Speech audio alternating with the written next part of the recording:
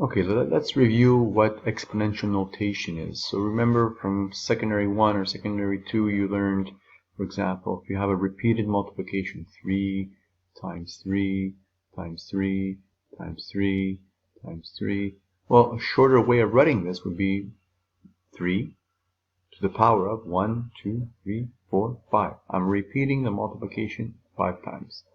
So 3 to the power of 5. So this whole thing is called the power. This whole thing is called the power. That's called the power. And the 3 is called the base. So the 3 is the base, and the 5 is the exponent. That's just a little review of what we already know, exponent.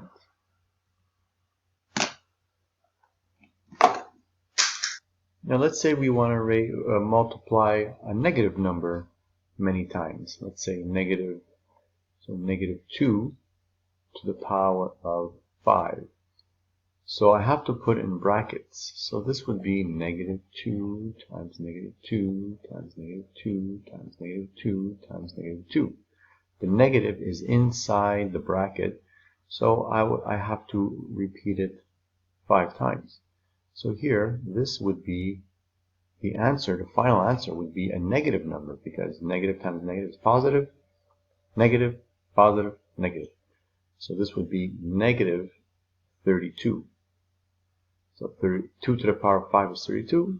Negative 2 to the power of 5 is negative 32.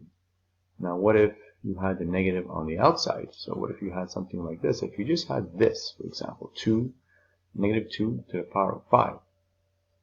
Now in this case, the negative is not part of the base.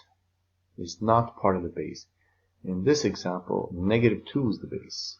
So the base is everything inside the bracket. So here the base is negative 2.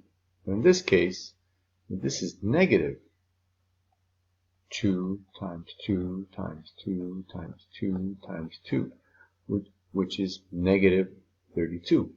So in this case, the base is 2. So I could also have variables. So if I have a to the power of 6, for example, what does that mean? Or if I have a repeated multiplication with a to the power of 6, what does that mean? It means I'm multiplying this number, whatever it is, 6 times. So it will be a times a. It will be a times a times a times a times a. That's 1, 2, 3, 4, 5. One more time. So this is a to the power of 6. So instead of writing all of this, we just write that. Okay, the next thing is a to the 1, or any number to the power of 1 is that number. That's the first simple law of the exponent. So anything to the power of 1 doesn't do anything to the number. So a to the power of 1 is a. What's this? So any number to the power of 1 will not change that number. So example, 3 to the power of 1 is 3. Negative 27 to the power of 1 is negative 27. So negative 1.6 to the power of 1 is 1.6, etc., etc. Any number to the power of 1, we could just remove that.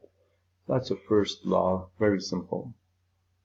Okay, the next simple rule would be any number. So you have any number, a, to the power of 0 is actually 1. It's equal to 1.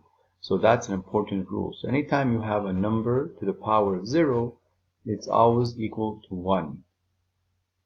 That's a rule that we're going to be using in this chapter. So if you take any base you want, 3 to the power of 0 is 1. 10 to the power of 0 is 1. 17.5 to the power of 0 is 1. Negative 23 to the power of 0 is 1. So these are the examples. So you can even try it on your calculator. If you take your calculator, type in any number to the power, this is your power button right here, to the power of 0, it'll be 1. There it is, 1. If you try a decimal number, to the power of 0 is 1. So whenever you see a number to the power of 0, it's always equal to 1. So why is that? So let's see. Let's write here 10 to the power of 3, 10 to the power of 2, 10 to the power of 1, and then 10 to the power of 0. Well, what's 10 to the power of 3? That's 1,000. 10 times 10 times 10. And then 10 to the power of 2 is 100. 10 to the power of 1 is 10.